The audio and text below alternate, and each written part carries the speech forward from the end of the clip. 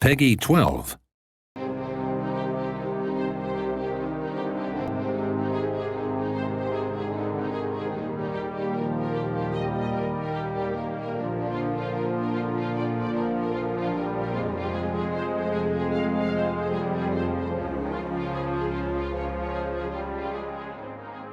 Today I'm going to talk to you about the sharp end of politics, that is warfare.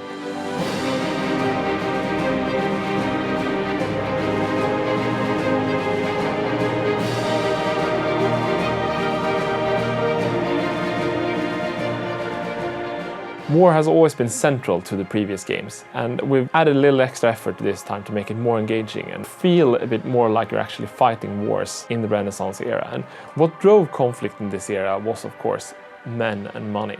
This is a concept we'd had in the previous games, so we wanted to sharpen it a bit and make it more important to the player. And what we did, for example, with the men, is that we have the concept of manpower that we always had. And as you lose soldiers, you will have to take it from your manpower pool to recover it.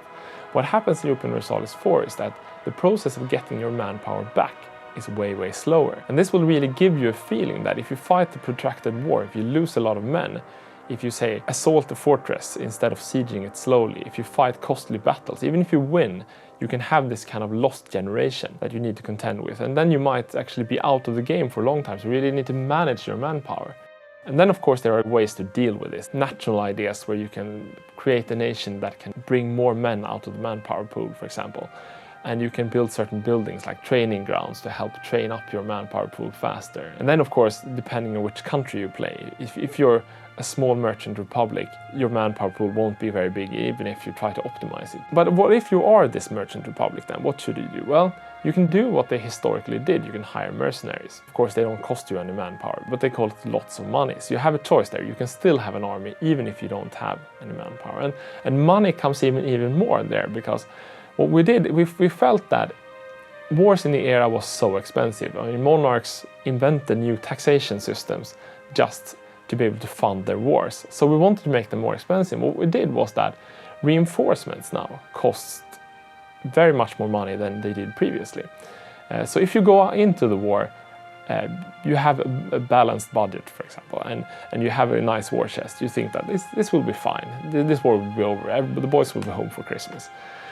But as you fight the war and the men die off, you have to pay to train up new troops. Reinforcements costs, and they cost a lot. You will go into this war and feel that you have lots of money, especially compared to the previous games. And you will enter the war having taken lots of loans and be close to bankruptcy. You can use your money to get the war started, but if it goes on for very long, you will really start to think about the economy. And we feel that these kind of changes that we've made, the small changes but important changes with manpower and the cost of war, will really help the player get more of a feel for the kind of trade-offs the Renaissance prince had to consider before he went off into war. One thing I should mention there, of course, is that what the Renaissance prince did, and what any modern ruler would do if he has no money, is that he would take loans. And we've tried to help the player there by making it cheaper to take on loans. In the previous games, it was more like if you took a loan, that was a loss.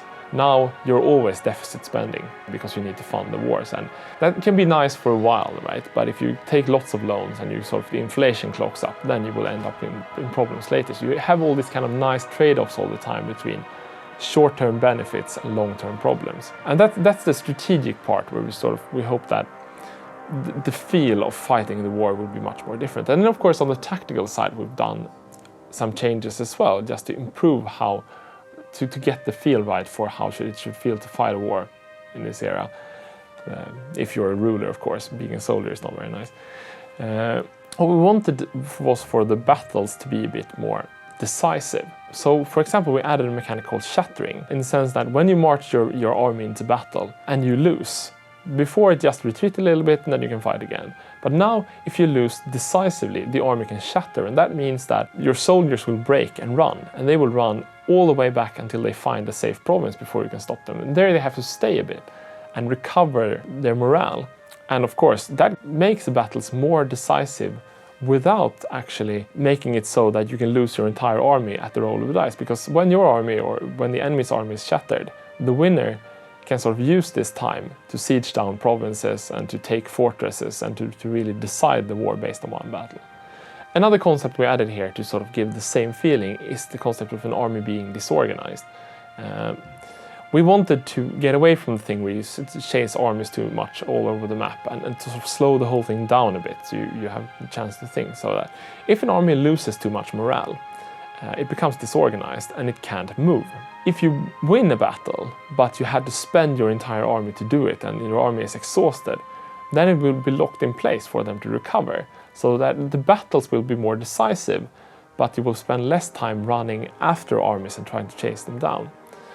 We have these kind of concepts that on the surface of it feels fairly complicated, but we really want the player to understand what happens, so we redone the entire combat interface so that anything that happens and that decides a battle should really be visible on the map. There should be no more instances where the player don't really understand why somebody won and why somebody lost. It should feel sort of the same as in the previous games, but it should feel much more, if you know what I mean, right? It should be more decisive battles. They should cost you more money, and you should feel more pain when you lose the soldiers in the field. And I really feel that this has made the game so much more fun.